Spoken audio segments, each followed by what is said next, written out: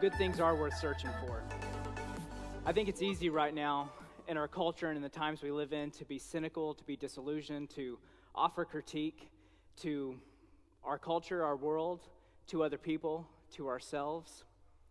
But there actually are good things worth searching for. And in fact, I think that that's what God is calling us to do, is be a people who search for good, who create good, who bring good into their relationships, who do good in the world, who even find good in the most difficult of circumstances. And that's what we're doing over the next couple weeks. And last week we began our conversation and really looking at what we mean when we say good. And what kind of good is the kind of good that God has really infused into the world in the very act of creation, the kind of good that's God is good, that kind of goodness. And today I want to look at how you and I can really create good in our lives that not only touches our lives, but the lives all around us.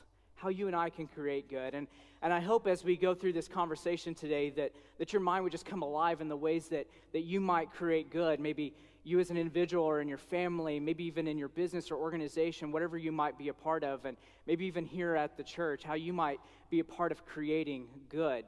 But I do want to offer one thing, and that is that as we talk about how we can create good, I'm going to offer one way that you and I can create good. So as we do this, let's look at 1 Peter, and we're going to be going through 1 Peter throughout this sermon series, and really kind of look at the way in which Peter is encouraging this group of Christians that he's writing to engage with their culture. And we're going to start in verse 13 today. And Peter says this, and I'm reading from the Message translation. So roll up your sleeves, put your mind in gear. Be totally ready to receive the gift that's coming when Jesus arrives. Don't lazily slip back into those old grooves of evil, doing just what you feel like doing. You didn't know any better then, you do now.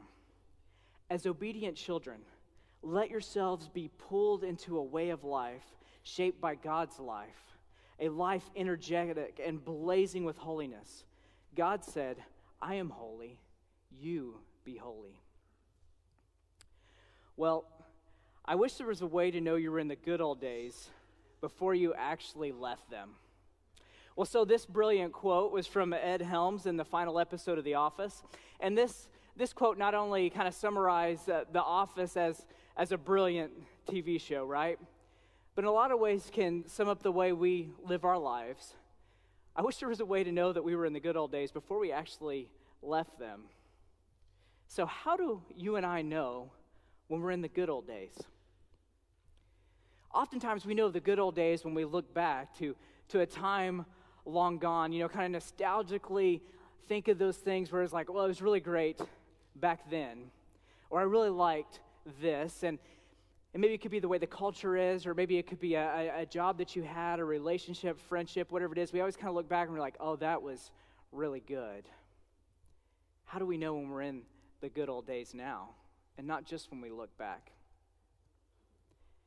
Sometimes people ask me, I have 3 children, and they'll say, do you ever miss it when your children were younger? And I always say, no. I mean, actually it's getting a lot easier now that they're getting older. They kind of get themselves dressed. They can make their own food now. I'm like, no, it's getting way easier. But, the one thing I do miss is I do miss taking naps. So, I mean, there was always an occasion for a nap. I mean, every couple hours somebody had to go to sleep. So I was always like, I'll take a nap. I'll go put them down for a nap. And sometimes I was already taking a nap, so they would just say, can we open up your arm and put a kid here? I'm like, oh yeah, absolutely. And in fact, we found this picture that my youngest daughter Leah drew, and I think it was a Christmas picture because there was a Christmas tree, and everybody was around the Christmas tree doing something, but she drew me taking a nap under the tree. So I don't know if I've missed a lot of moments along the way or something, but now I just get heckled for taking naps all the time now. They're always like, Dad, you're sleeping, and whether I'm watching TV shows or going to the movies, I mean, these are all great occasions for naps, but now nobody wants me to take a nap. So I do kind of miss that when I look back. I mean, it was always welcome for a nap. But when I do look back and I think about those times, the times I do think about is I think about those everyday moments. Some of those everyday moments that we see in this Google video. Really kind of moments that, honestly, I don't remember anymore. They've kind of just faded into the background, and maybe we remember the significant moments, but some of those everyday moments, I don't remember them anymore. And I think about those moments, and sometimes I wish I did remember them. I wish that they stood out a little bit more, that I could really remember what happens. And I'm sure you've had this feeling too, where somebody says, hey, do you remember this? And you kind of just desperately say, no, tell me about it. It feels like I should, but, was I there? And they're like, oh, yeah, you were there and you were doing this. And you just kind of think about these moments, these everyday sort of moments. And when I think about those, I wonder what I was thinking, or what I was doing, or what was on my mind, or what I thought was so important. And here's what I would think for myself, and I want to offer up to you, is that I don't just want to think about being present. And that's something that we can oftentimes think about and look at, and we hear about from time to time. If only we could be more present in moments. But to me, that just seems way too passive for what God is shaping us for and calling us to do, and really the gift of life that's in front of us. I don't want to just be present. I want to make these everyday moments awesome. I want to make these everyday moments excellent. I want to remember these everyday moments and to know the true gift that they are. And in fact, I think the way that we do this is that we create good in those moments. And that's what Peter is getting at as he's writing to these Christians. And so he begins in this way, and starting in verse 13, he says, roll up your sleeves and put your mind in gear. And literally in Greek, and some of your translations may even say it this way, he says, gird up your loins. Right?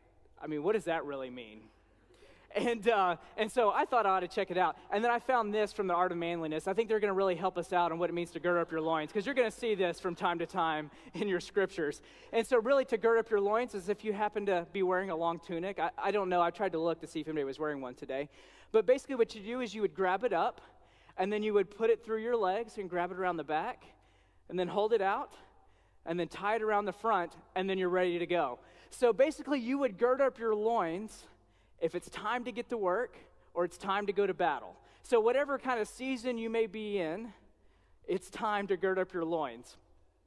So there you go. That's your Bible lesson for today. If you ever see this as you're reading, you can know, hey, we talked about that. I know what this is all about. But in the same way our translation has today, girding up your loins is the same way that we talk about rolling up your sleeves. Get your mind in gear. It's time to do something special. And this is what Peter is saying to them. He's writing to a group of Christians who are being persecuted, who have left their way of life. They weren't Jewish before. These were people who believed in other gods. Maybe they worshiped the emperor or whatever local religion was in this area of Asia Minor. But they began to follow Jesus. And now they find themselves alienated and separated, and oftentimes in hostile situations with their families, with their culture, and their connections with everyone else. And they're facing this persecution, and Peter's writing to them and saying to them, do you realize that you're living in the best of times? He says, these are the times that the Old Testament prophets were writing about. These are the times that the very angels in heaven will long to know about. You live in these times. And yes, it's difficult from time to time, but these are the times you were meant to live in. Because, and he tells them this, because Jesus has been raised from the dead, and that changes everything. And what it means for you and for I, and what it means for them is that, and that was for me, by the way, what it means for you and for me, I got to make sure my grammar's correct, is that because Jesus has been raised from the dead, then we know that God wins in the end. And that when we begin to follow Jesus, then we are children of God, that we see that in this world that God is not angry, but God is inviting us into this amazing story of restoration, the story of forgiveness, the story of redemption, the story of hope, the story of brand new life. And Peter is saying this changes everything. So because of that, it's time to get to work. It's time to do something amazing, something special, something memorable, something good in your life and in those around you. That's what it means to gird up your loins. Amen. And he says, this is the kind of life that you and I get to live. A life that is energetic, that's blazing with holiness. A life that's like God, and this is the invitation, where God says, I am holy, so you should be holy. And that can sound a bit intimidating. To be holy like God is holy. So what does it mean to be holy like God? I think oftentimes when we think of holiness, is we think of having to keep all the rules. That we can think of even a system that seems to be oppressive to us. We can think of holiness as a standard that you and I will never be able to reach or attain. That maybe even holiness just simply means no fun at all. But when Peter is saying to them is that being holy really just means to be set apart. And when he's referencing is this quote in which God says, be holy as I am holy, that he's referencing this passage, and it's really kind of three passages in the book of Leviticus. And now some of you may be doing, to read a Bible in a year, so you may come across Leviticus, and I think if you will kind of hold on, you'll actually make it through the book. That and Numbers are kind of places where people bottom out in their Bible reading, but Leviticus is actually a fascinating book because it's the story of the Israelites in the wilderness, in the desert, right before they enter into this promised land. Right before they come into these promises and expectations and dreams that they've been having, that God's been promising to them, as not only as individuals, but as a nation. And as they're preparing to go, then Moses is telling them, as you go into this land, you are to live differently. And then he lays out to them what are these laws, but really they're really kind of invitations to be holy, to be different, to have an excellent life that is a beacon of hope and light and goodness to the culture all around them.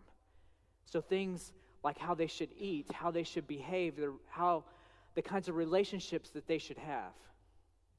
And it was never meant to be oppressive, but it was meant to be a sign of goodness, that the people would look at them and they would say, God is with them, because their lives are so different, and I want to have what they have. I want to be like them. I want to know this God that they follow that's invited them into this excellent sort of life.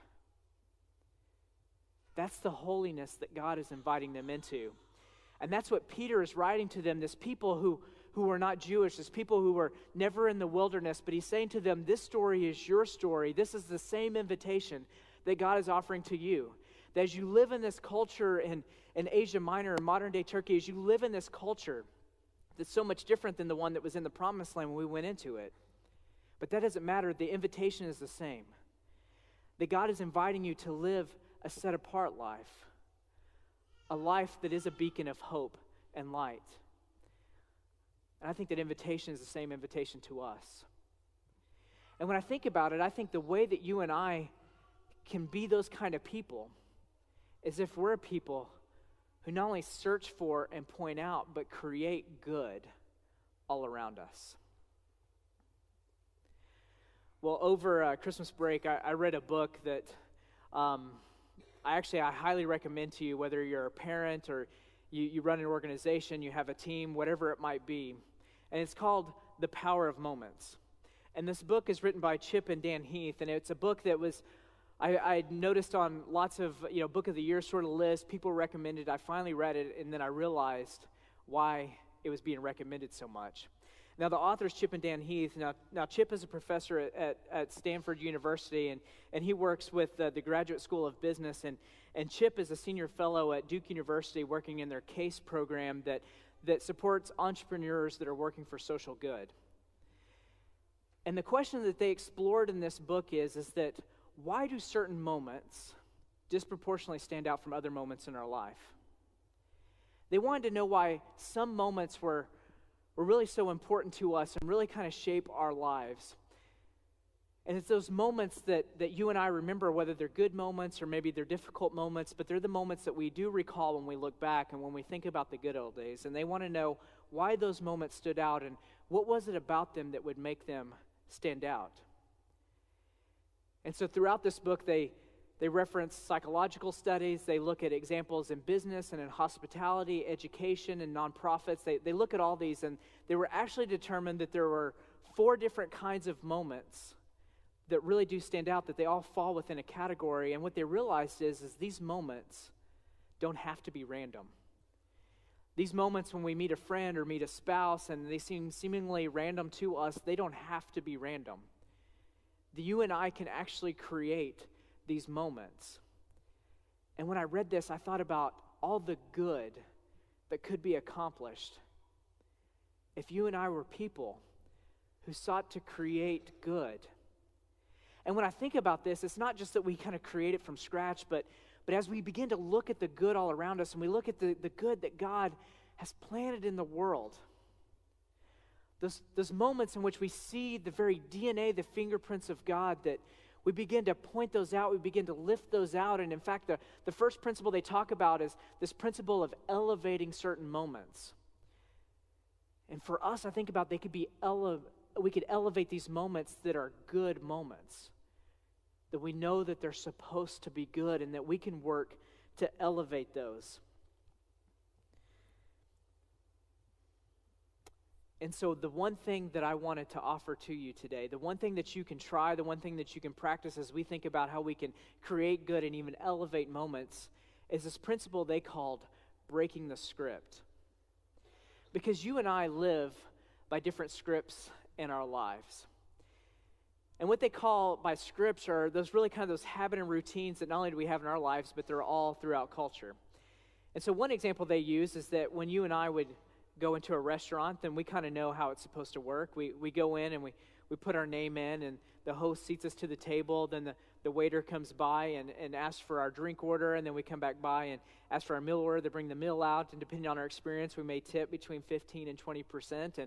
And you know, that's kind of how those experiences go. And when they don't go according to script, so maybe we've been standing there for a while and we don't get seated, or we get put at our table and the waiter or waitress doesn't come by in the time that we think that they should, and then we're kind of going, hey, this is not how this works, then, you know, it's kind of a moment in which that script is broken. But we have these scripts all throughout our lives.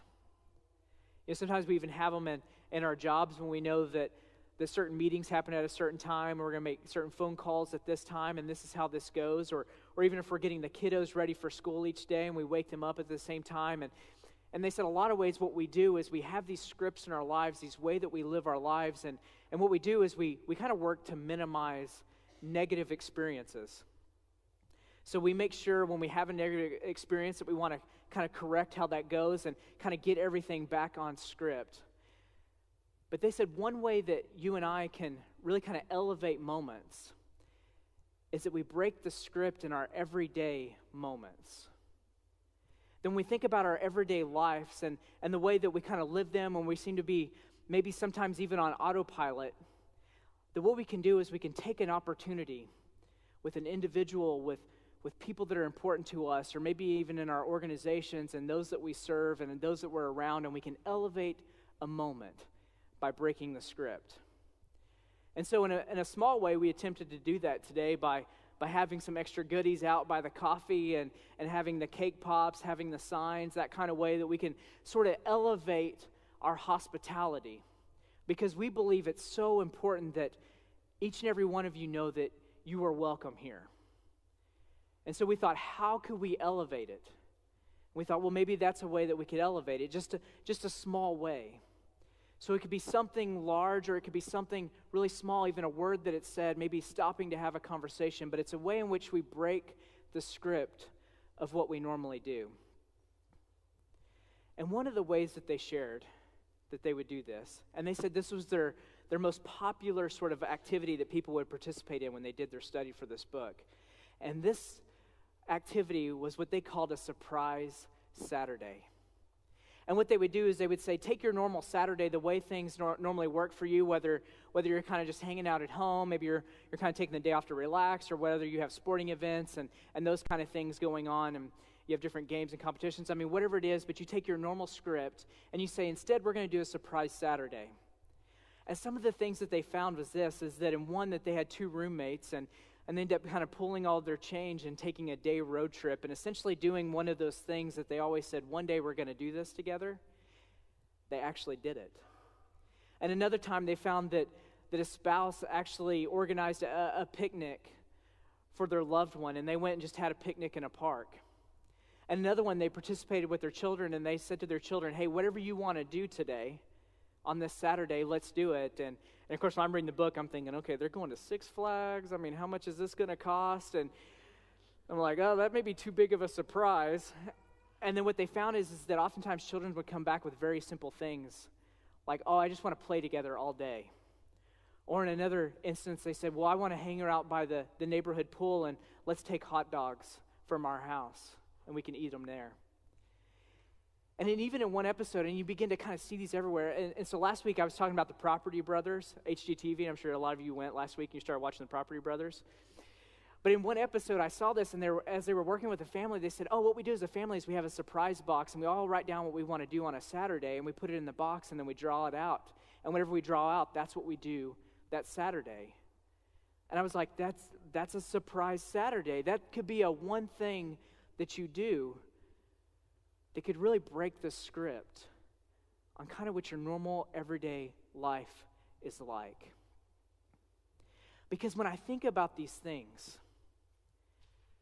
I think about, in a lot of ways, they're incredibly easy. They just become things that we become attuned to, that we start to notice. And then we begin to say, hey, how about we try this? Hey, let's do this. I'm going to take just a moment and, kind of talk with you about this. This becomes a way that you and I begin to elevate our everyday normal moments so that they become what they would call defining moments. But it really is the power of what we do each and every day to create good in our lives. So what would it look like for you to create good? Maybe create good in this sort of way where you kind of break the script of really what normal life looks like. And it can be in a small way. It could be just words that are said, maybe some time that it's spent, or maybe it's in a much larger way. In a lot of ways, this is what we do with New Year's resolutions, is we look and we say we want to break the script of what came before, and we want to do something different this year. What are some things that we can do that not only impact our lives, our families, maybe our jobs, our careers, and really just the trajectory of our life? Because I think this is what God does for us with each and every moment. That God is breaking the script of our lives. And God is breaking the script of the way our culture says that we are to live. And God is saying to us, and I think that's what Peter is saying to us, he's saying, roll up your sleeves, get your mind in gear, have a life that is energetic, have a life that's blazing with holiness. Be holy as God is holy, because this is your time, this is your moment. And you have something incredible to offer because Jesus has risen from the dead. We are not alone. God is not angry. God has come to give you life, a brand new life. Now go and invite everyone into this new life. Because you see, I think the way that you and I know whether or not we're living in the good old days is that we actually create that good and then we live it. Will you pray with me?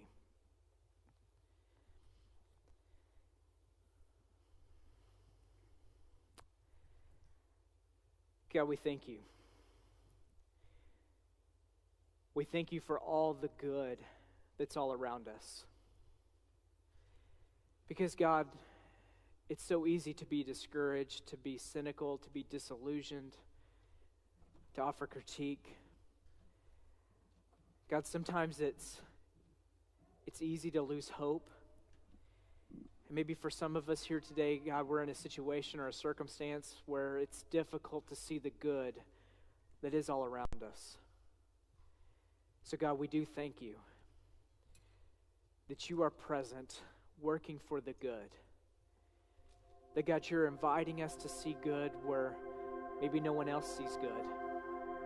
Or God, you're inviting us to see good where we see so many other things. Maybe good in a circumstance, or good in a person, or even good in our own lives, or the good that we, through your grace, can offer to the world. So Lord, may we see that. And Lord, help us to see those moments that we can create the good that you're already doing in the world. And God, that we can step into the work that you are doing and join with you in the good that you're doing. Lord, maybe it's through a word that's said, or maybe it's something that we do. Maybe time that we spend with somebody. Doing those things we always said we would do. Maybe actually making the time to do them. So Lord, by your grace, may we do these things. Your grace so abundant, so free, that invites us into new life. So God, we thank you. We pray all this in Jesus' name. Amen.